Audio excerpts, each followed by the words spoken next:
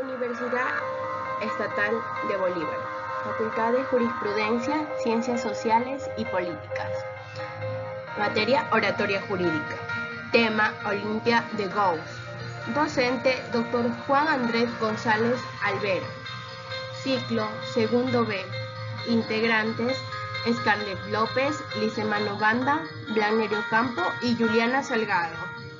Olimpia de Gauss, la revolucionaria olvidada.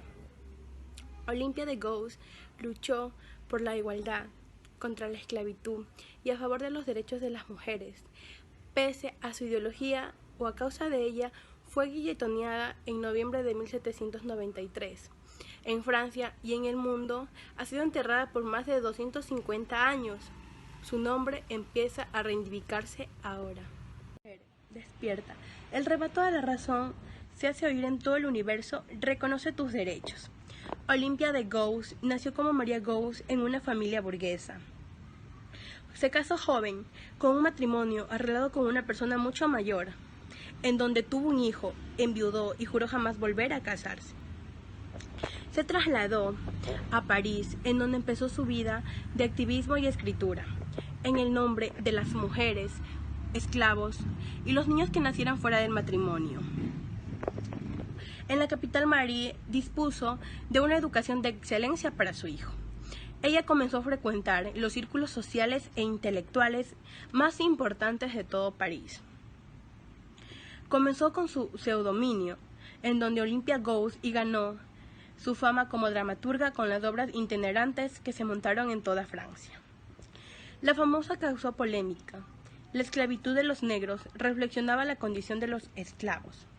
Su escrito abolicionista causó revuelo en la corte, ya que muchos se habían enriquecido por la trata de esclavos. Olimpia fue brevemente encarcelada y una vez liberada siguió escribiendo panfletos, publicando artículos de la famosa Declaración de los Derechos. Escribió que si la necesidad de instaurar el divorcio, sobre la protección de niños que nacieran fuera del matrimonio para que ellos tuvieran los mismos derechos. Su participación con la Revolución Francesa y el legado para el feminismo. Cuando se produjo la Revolución Francesa en 1789, Olimpia tenía 40 años de edad y había redoblado su actividad militante y multiplicando también la producción de folletos y panfletos en los que exigía la igualdad de los derechos de todos los ciudadanos, independientemente de su sexo, su color de piel o ingresos, pero también exigía el derecho al divorcio, que sería correspondido a partir del 20 de septiembre de 1792.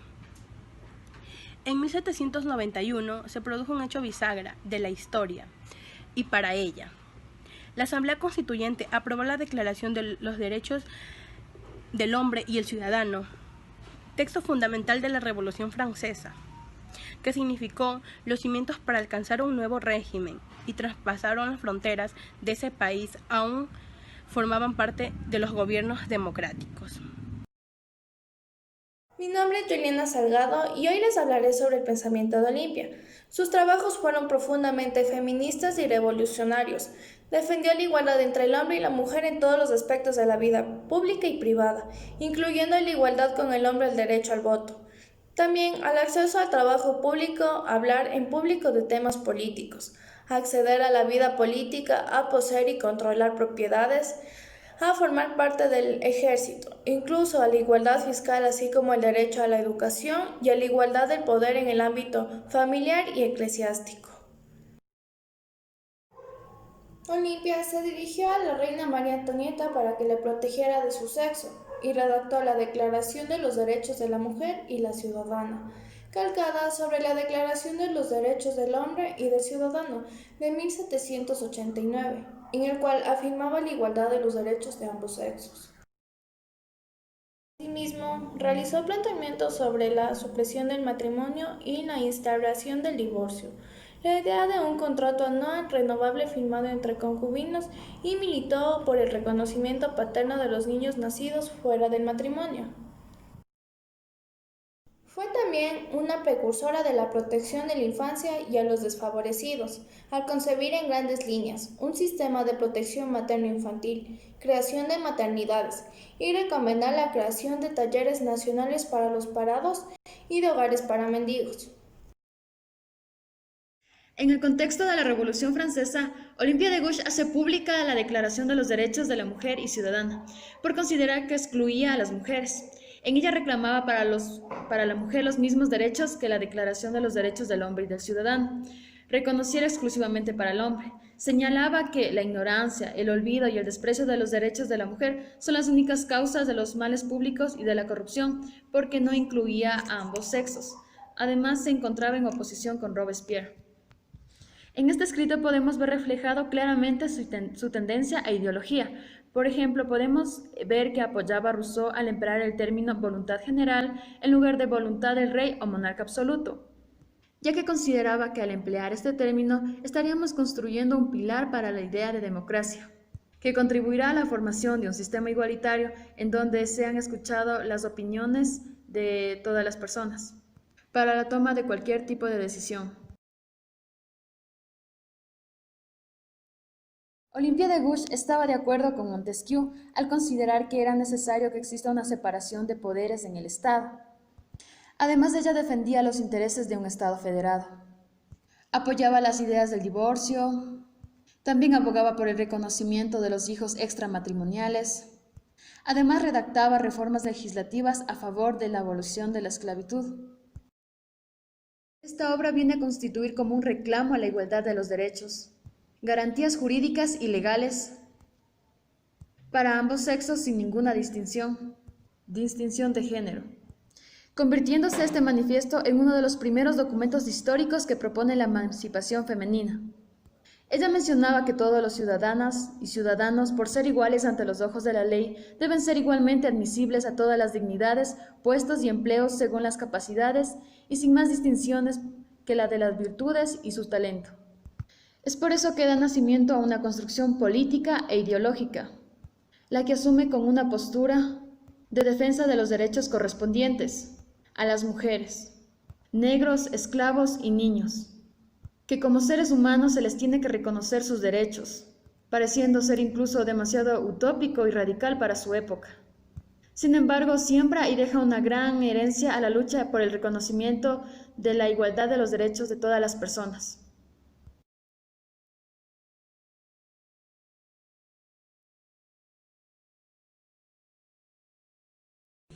Olympia Gouges fue partidaria de los girondinos y advirtió sobre el riesgo de la dictadura, criticando duramente la política de Robespierre y Marat, después de que estos fueran eliminados de la escena política en junio de 1793. Causó su detención en agosto de ese mismo año, bajo la acusación de ser la autora de un cartel a favor de ellos. En prisión fue herida y padeció serias infecciones que lograron su traslado, y para que su detención le fuera más soportable, tuvo que empeñar sus joyas. El 2 de noviembre de 1793, 48 horas después de que fueran ejecutados sus amigos girondinos, Olympia fue llevada ante el Tribunal Revolucionario sin poder disponer de un abogado. Ella se defendió con valor e inteligencia en un juicio sumario que la condenó a muerte por haber defendido un Estado federado de acuerdo con los principios girondinos. Olympia fue guillotinada el 3 de noviembre de 1793. Según la declaración de un inspector de la policía y de la información del periódico contrarrevolucionario Le Journal, Olympia de Gouges subió al caldazo con valor y dignidad. Sin embargo, su hijo, Pierre Aubry, le dio una puñalada cuando renegó de ella públicamente poco después de su ejecución, por temor a ser detenido. Esta no fue la única puñalada que ella recibió. Su padre también se posicionó contra de ella, diciendo: «No esperéis, señora, que me muestre de acuerdo con vos. Las personas de vuestro sexo pretenden convertirse en razonables y profundas en sus obras. ¿En qué nos convertiríamos nosotros los hombres? Adiós a la superioridad de la que tanto estamos orgullosos. Las mujeres dictarían la ley, y esa revolución sería muy peligrosa. Las mujeres pueden escribir, pero conviene para la felicidad del mundo que no tengan pretensiones».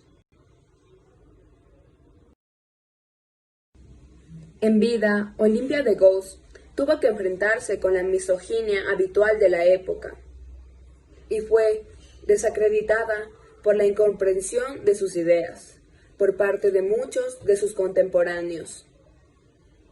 Su obra cayó en el olvido, mientras el desconocimiento y mala interpretación de sus escritos contribuyó a convertirla en objeto de desprecio y burla a lo largo del siglo XIX, en donde gran parte de la intelectualidad francesa rechazaba frontalmente la idea de que una mujer hubiera sido ideóloga revolucionaria.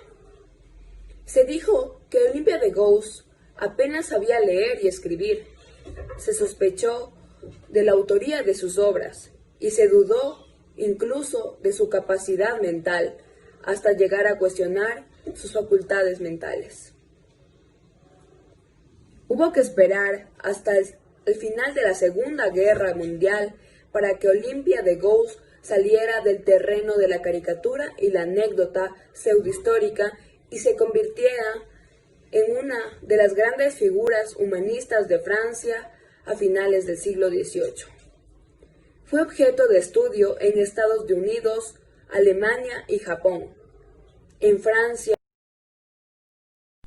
Como pudimos notar, Olympia fue un personaje muy relevante para la historia.